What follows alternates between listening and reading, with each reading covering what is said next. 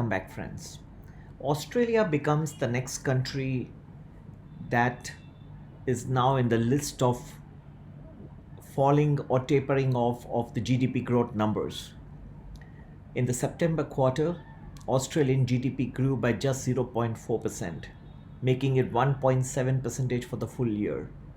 Not only the global headwinds, but bushfires in many parts of Australia have contributed to this slowdown. And government is now under immense pressure to bring in more stimulus. Over the weekend, we saw mass protests in Hong Kong, in the New Town Plaza mall, where you found thousands of protesters gathering to protest against the government policies, and tear gas was used, pepper gas was used by the Hong Kong police to try and calm the protesters.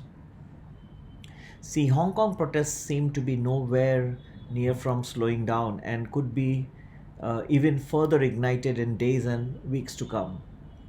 In India, the New Delhi police entered the Jamia Millia Islamia campus, and there also tear gas was used. So, student protests against the CAB, the Citizenship Amendment Act in India, is also gathering pace and spreading into other parts of India. I wish that students would instead focus on the importance of the economic growth, and India is a country which has just managed to come on the world map. They should focus instead on more economic growth policies rather than waste time in things which could be only a matter of second and third priority, not top priority. The US Trade Representative Robert Lighthizer believes that the US China trade deal could lead to over $16 billion of agricultural purchases from China from the United States. Donald Trump talks of a figure of over $50 billion.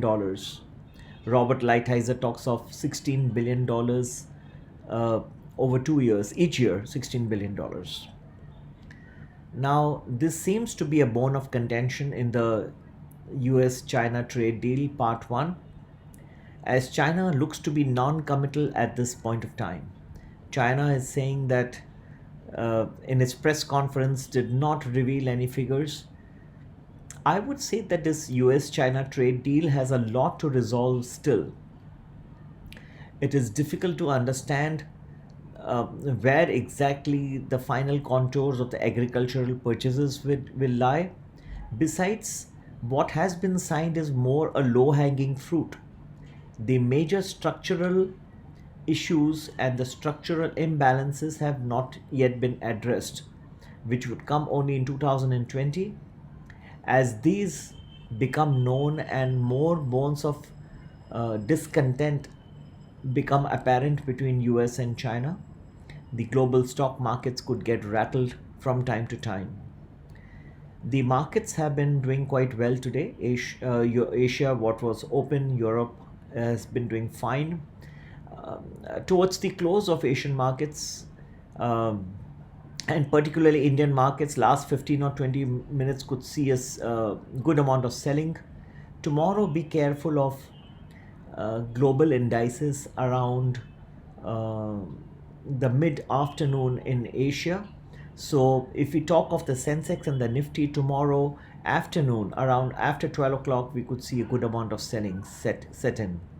The global headwinds seem to be gathering pace, and this could percolate into many parts of the world. Global stock markets, although fine today, tomorrow you could see good amount of selling come in as Asia begins to close.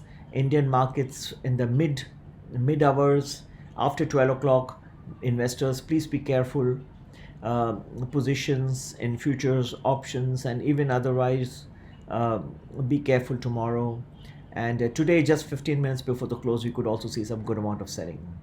Happy investing. Take care. Bye bye.